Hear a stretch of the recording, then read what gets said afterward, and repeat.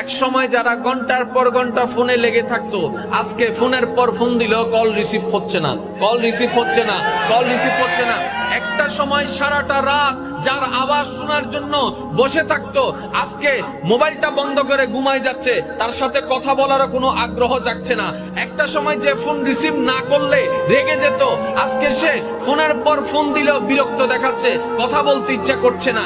একটা সময় যেখানে সুখ খুঁজেছিল, আজকে সে জায়গায় রাতের পর রাত চোখের পানি দিয়ে বালিশ ভিজে যাচ্ছে, রাতের খাবার খাচ্ছে না, দিনটা অশান্ত হয়ে যাচ্ছে, অশান্তি হয়ে যাচ্ছে জীবন, দিন রাত পেরেশান হয়ে যাচ্ছে। আমি জিজ্ঞেস করলাম ভাই, আমি জিজ্ঞেস করলাম বোন, চেহারা এত মলিন কেন? তাই প্রেম জগতে ডুব দিয়েছিলাম শান্তির আশায়, শান্তি তো পেলাম না।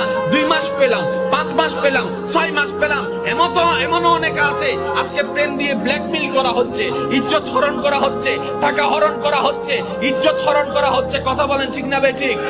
প্রেমের জগতে গেলাম শান্তির আশায়, ইজ্জতকে হারাই আসলাম। প্রেমের জগতে গেলাম শান্তির আশায়, রাতের ঘুমকে হারাম করলাম। যখন বান্দার মনে প্রেমের চাওয়াটা আসলো, হঠাৎ অন্তর উত্তর দেয়, আরে আল্লাহর বান্দা সাবধান হয়ে যা, প্রেম কার সাথে করিস তুই? বান্দার সাথে করলে ধোঁকা খাবি। প্রেম যদি করতেই মন চাই, প্রেমকে যে সৃষ্টি করেছে, অন্তরকে যে সৃষ্টি করেছে, ওই আল্লাহর সাথে প্রেম কর, তোকে কখনো ধোঁকা দিবে না। সুবহানাল্লাহ।